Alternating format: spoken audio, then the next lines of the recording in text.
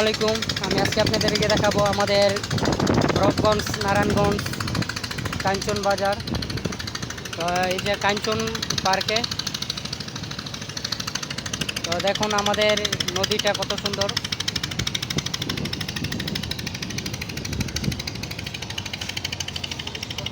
তো এখানে আমাদের আকাশের আবহাওয়াটা অনেক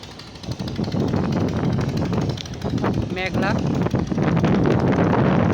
তো আমাদের মেঘলা আকাশটা কত সুন্দর দেখা যাচ্ছে দেখুন।